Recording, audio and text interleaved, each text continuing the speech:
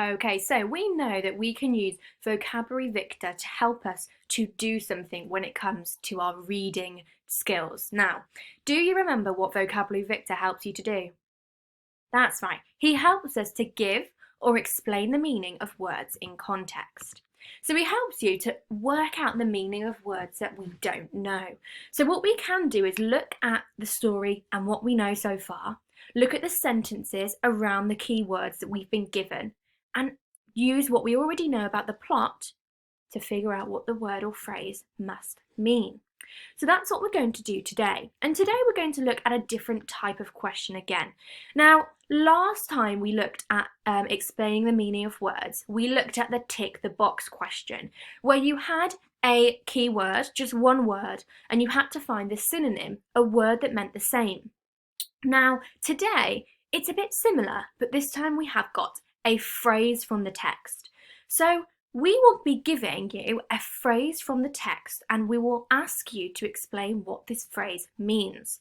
And you'll get a variety of 4 answers to choose from.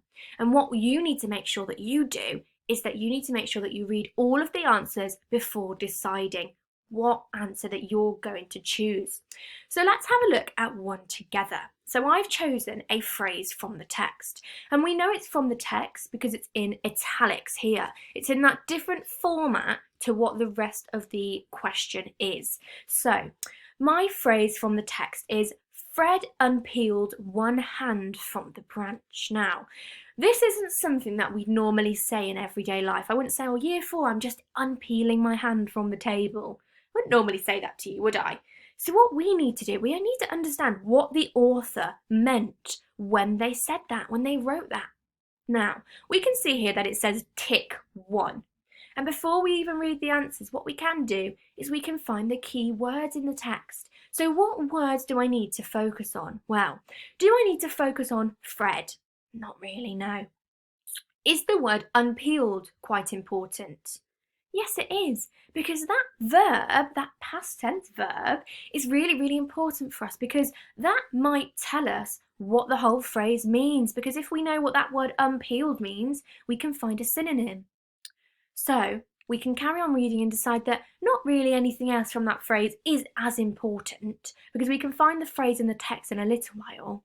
But then we're thinking of the meaning, but also to tick 1, just 1.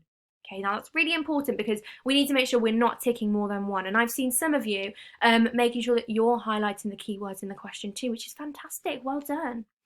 Now, once we've highlighted the keywords, we can start to look at the answers that we have available. So, Fred unpeeled one hand from the branch. Does this mean he broke the skin off his hand? He removed one hand from the branch? He hurt his hand on the branch? Or he moved his hand onto the branch? Now, if he is unpeeling one hand from the branch, would this mean that he is putting a hand onto the branch? No, because we're using this preposition from. So if we are taking something from something else, we are usually taking it away. We are not putting something onto it. So we can automatically rule out this last one here, this using the preposition onto. That is completely different from using the preposition from. Okay, now we can now find this quote, this phrase, in the text, and we have found it here. It says, Fred unpeeled one hand from the branch. He pushed back at the angry opera of fear. He followed Con. Now, we could say here that yes, Fred might have been scared, but we don't have either of these answers that suggest that Fred was scared. Now let's look at our answers again and see which one might match this statement, this phrase. So, he broke the skin off his hand. Now, nowhere here tells me, I've read before and after my phrase, and nowhere here tells me that he actually feels like quite hurt. He's not in pain, so he can't have broke the skin off his hand. He hurt his hand on the branch. Now this is quite similar to he broke the skin off his hand. He may have hurt his hand on the branch, but this word unpeeled doesn't suggest that he's hurt himself. Now, he removed one hand from the branch. Now, we might think that it could be he removed one hand from the branch, but let's look at this word unpeeled. When in everyday life might you unpeel something? That's right. If you are unpeeling maybe a box, you might be taking the sellotape off it to open the box. You might be peeling an orange and removing the skin. So it might mean that he removed one hand from the branch. Okay, that's our answer. So you can see how we've looked at the keywords, we've looked at the text himself, and then we found out that this means that he's removed one hand from the branch. Both of them were stuck to the branch. He's removed one from the branch because he wanted to carry on climbing up the branch. Now, it's your turn to have a look at this phrase and tick the meaning. So, full of determination. And I've included a passage here from the text where you will find this phrase. Have a think, pause the video. What might the answer be? Okay, how did you do? Did you manage to highlight the key words? Determination and means. We are looking for a definition of this word determination. Now, determination could mean they didn't want to give up. They were full and no longer hungry. They didn't want to keep going, or they were bored and wanted to go home. Now, we can find this in the text where it says, he looked down at Con. Her face was bloodless, so white it was almost blue, but full of determination. Now, he tried to arrange his expression into easy curiosity.